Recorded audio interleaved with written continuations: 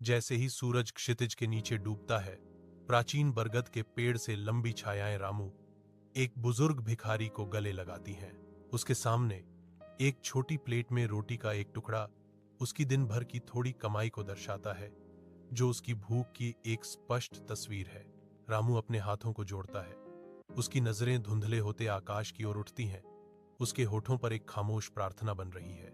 उनके थके हुए चेहरे से शांति और अटूट विश्वास की गहरी भावना झलकती है, जो उनकी परिस्थितियों को धता बताती है।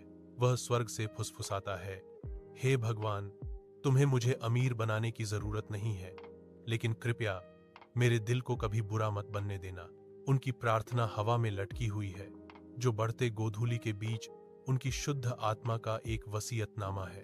सूर्य की अंतिम किरणें लंबी नाटकीय छायाएं बनाती हैं, क्योंकि रामू गहरी प्रार्थना में घुटने टेकता है। उसकी आत्मा भक्ति में लीन है। एक साधारण यात्री एक आम आदमी के वेश में पास आता है। उसका चेहरा थकान और भूख की कठोर रेखाओं से भरा हुआ है। रामू अपनी प्रार्थना रोक देता है।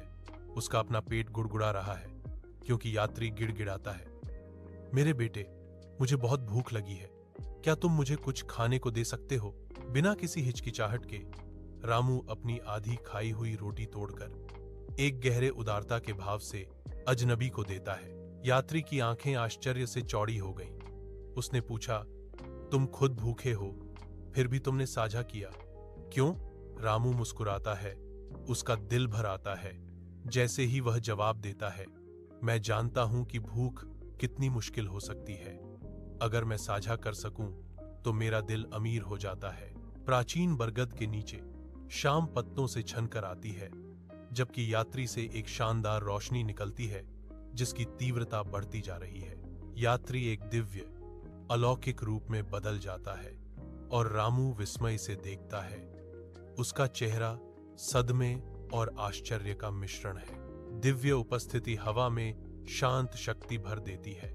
जैसे ही ईश्वर की आवाज गूंजती है, रामू, तुम वास्तव में धनी हो, तुम्हारा हृदय दयालु है।